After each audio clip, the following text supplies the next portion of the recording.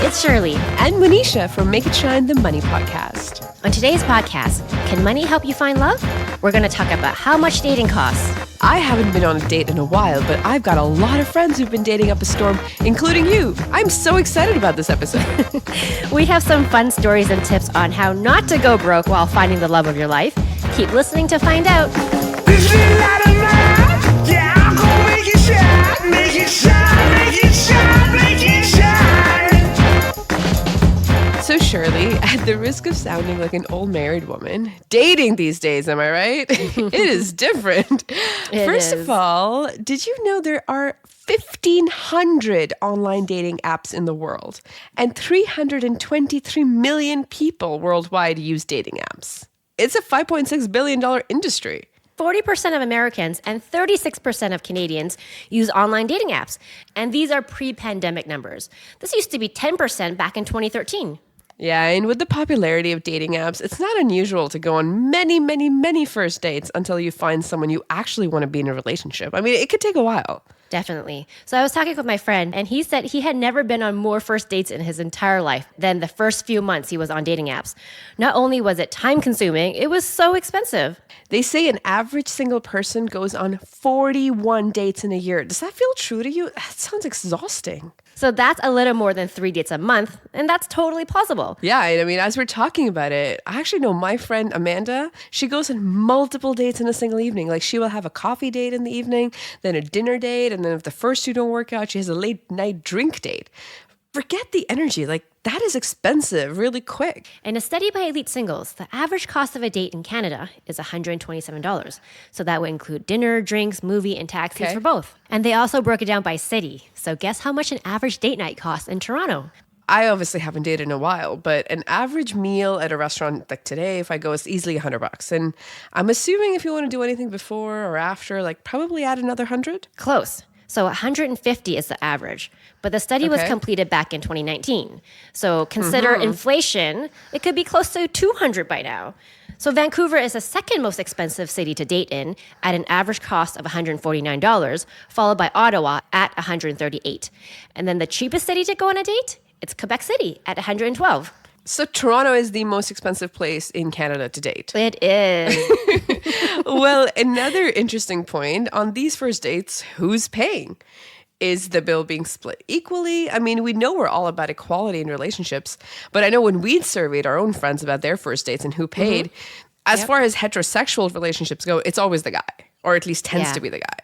I agree. So an article from CNBC, 63% of men believe that they should be paying. Okay. And a survey by top10.com says that 76% of men end up paying for the first dates. Oh, so there's a small percentage there that's a little bit disappointed.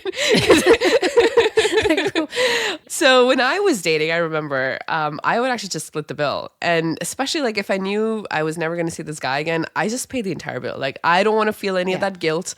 And I just feel there's so many expectations that come with getting someone else to pick up the tab. I don't want any of that. No, I totally agree. If one person is continuously picking up the bill and then they're going on 1 to 2 first dates every week, so let's just say for 3 months straight, and let's lower the average cost of these dates from $150 to $100. Because not all of them are dinner dates. Some could be quick drinks, maybe even a coffee chat. You add all that up, that's anywhere between $1,300 to $2,600. And who's to say he finds the one by the end of 3 months? I mean, if he has someone special, now the next step is he's got to have to go on second and third dates. And those are expensive usually. I mean, building a relationship takes time and money. Yeah, and they say on average, people go on 9 dates before they call themselves a couple. And you start with a lower cost coffee date, you probably have to ramp up to something special as you get more serious about the other person. Yeah, and then there's like special event dates. Is it Valentine's Day? Is it, it's Christmas? I don't know. I mean, it's easily $2,000 before you get married. Sorry, not even married, before you get into a relationship with the one. Or at least, I guess, the one for right now. And imagine, like, if you're consistently just casual dating, I mean, that's expensive. And on top of that, like, have you heard of this term called foodie calls? No, but I can guess what that is. Is it going on a date for a free meal? Yeah. And they say 3 out of 10 women go on a date for a free meal.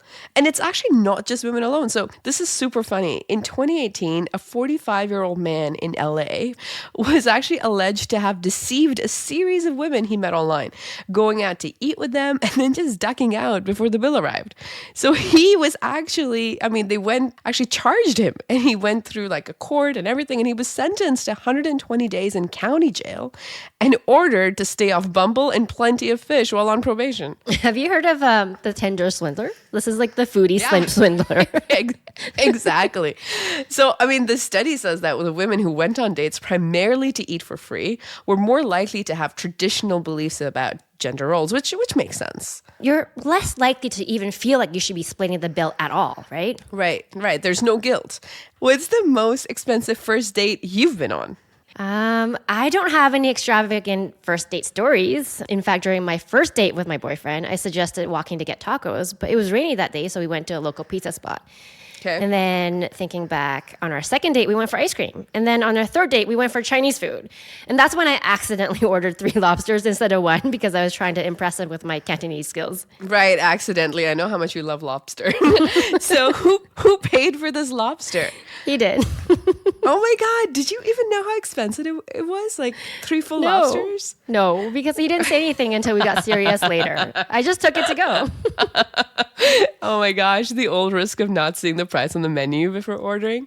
I remember right after we got married on our first Valentine's Day, my husband and I, we went to this nice restaurant. We're like, hey, it's our first Valentine's Day, let's do something. But we were late and they told us just wait at the bar and get some drinks. And oh my God, I don't even know what was in those drinks, but we ended up with a $400 bill. Oh, and then they're like, oh, we're going to throw in some free cookies. And I'm like, this is $400. These are expensive cookies. There's no limit to how much you can spend. I just saw an ad for the world's most expensive first date for $72,000. And they actually branded it saying, love is priceless. That's another thing, right? How much should you spend on a first date? Do you want to spend more to show that you're financially stable? Or do you want to be like, hey, I'm really interested in this person, so I'm really going to treat them? Also feels really unfair that all the pressure's on the guy. Okay, but a super interesting survey from whatsyourprice.com says if the guy spends $80 or less on the date, he's a player. And more interestingly, spending over $240 on the first date means the guy increases his chances of being in a relationship by 34%. Oh, wow. It's very precise. Anyway, people in LGBTQ relationships have seemed to find another way to find out who pays. So 62% of those surveyed have said that the person who initiates the dates pays. Okay, so that's interesting, but that still puts the pressure on one person. In this case, this person both had to initiate the date and then also had to carry the financial burden of the date. Maybe the best option is to always just split the bill, right? Go 50-50. So this is the other thing. Even if you split the bill, what happens when the other person orders way more than you? Like, I don't drink, and I'm fine with 1 main. I feel guys eat so much more. Yeah, there's a story online about a guy that actually walked out on a date when the girl ordered like 4 cocktails, a 3-course meal, and then while she's eating, she's like, oh yeah, I'm only here for the meal. So the guy excuses himself and he's like, yeah, I'm going to the washroom, but then he walks over, he pays his share and tip to the waiter and just walks out. Yeah, so probably the easiest thing to do is to have a casual first date. So you can hopefully weed out those looking for a free meal. Yeah, I'm actually amazed by how many people want to have a full meal like that early in a relationship. No matter how hungry I am, I cannot sit and have a conversation with a guy that I am not into. And this is dating in the city. What about long distance scenarios? We both have friends that have fallen in love with someone that lives abroad. The cost of an international trip is a huge expense. Yeah, forget friends. We've both been in long-distance relationships. That's right. So we know how expensive that gets. And I know with online dating, that's actually more and more common. I have a friend, so she's based in Toronto, but her boyfriend is in Rochester. And that's actually not even that far. They're same time zone. But she's been spending 5 times the normal budget on gas alone. Yeah, so it sounds so romantic to visit a new boyfriend living across the country or across the world. One of my friends fell in love with a guy based in Portugal, and she's here in Toronto. So while it's exciting to travel to Portugal to see him, it really hit her bank account like the very first time. Yeah. Imagine, you have to request time off work. Flights are $1,000. And then, of course, you need money to do things together while you're there, too. So it all adds up. And it's not something the average person can keep doing without feeling a strain on your finances. Yeah, I mean, I think that's when you step back and be like, hey, do you really want to be in this relationship? Okay, so let's add it up. So the average dating period for a serious relationship is supposed to be 17 months. So if you're going on 41 dates a year, that adds up to 58 dates before a relationship. And if you're always the one paying, that's like anywhere between $8,700 to like $11,600, depending on what city you're in. And if you're looking to increase your chances of getting into a relationship, that's probably higher with an average of $240 per date. Right. I mean, that is like what, over $10,000 on just dates alone? And there are other costs to dating. Some people pay for premium access to some of these dating apps, and that could be as high as $35 a month. Okay, so $35 a month between various apps. That's like, what, another about $600? Yeah, and then there's other incidentals. You need new clothes or gym fees or gotta look other things good. people do to feel dating ready. Those are harder to factor in, but that cost is there. Yeah, and ever since COVID, I mean, they did the surveys, like people were waiting to spend money, it looks like. So 37% of singles, that's quite high. It's like almost half. Plan to bring a gift, so flowers, wine, or chocolates before the date. And then 20% even plan to send a post-date gift. I mean, Shirley, have you received any of these? No, I want to say after the lobster dinner, I think the cost stopped there. Yours like it's tapped out. And if you're in a long distance relationship or decide to go on vacations together, the costs just keep adding up. Oh my God, that's a lot of money. So I guess when JLo said love don't cost a thing, that was clearly just a song. Yeah, plus her love is expensive. Her latest Ben Affleck engagement ring, wasn't it $5 to $10 million? Yeah, it has to be green green. one. I know, the hummingbird that follows her everywhere. Anyway, I mean, we need to focus on that for our next podcast, especially with JLo. And like, this is going to be her, I think, her fourth marriage. I don't even know. Well, there is a cost to getting married. So we'll focus on that in our next podcast. Okay, so dating is not easy and going broke is definitely not the answer. So to help manage these costs, what are some things that singles in the dating scene can do? Okay, so dating should be an enjoyable experience. You definitely shouldn't be stressing about the bill at the end of the night, especially when you're trying to get to know someone new. So as a start, I really recommend just figure out a dating budget. How much can you afford? Go back to Personal Finance 101. After you add up all your monthly expenses that you must pay for, right? So like rent, utility, phone bills, groceries, transportation, anything else you need, subtract that from your monthly take-home pay and just figure out how much is left.